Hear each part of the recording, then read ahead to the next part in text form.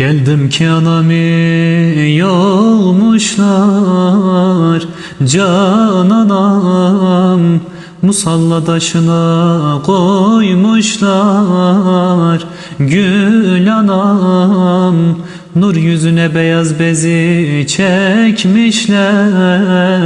Can anam evin barkın kime koydun gidi sen anam, can anam, can anam.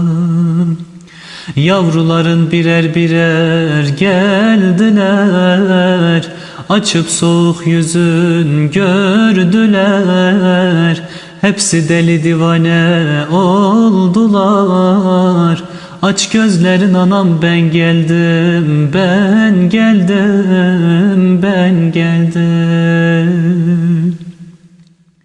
Hani beni çok severdin, sesin duymasam deli olurum derdin. Şimdi sesin duyamıyorum anam, yavruların kime koydun gidi sen anam, can anam, can anam.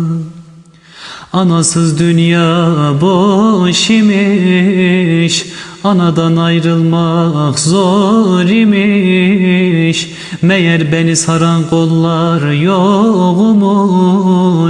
Aç gözlerin anam, ben geldim, ben geldim, ben geldim. Ya Rab, senden bir arzum var, ah ile sıra sıra derdim var. Anam da öldü, bu dünyada kimim var? Ya Rab, ne olur affeyle anamı, anamı, anamı.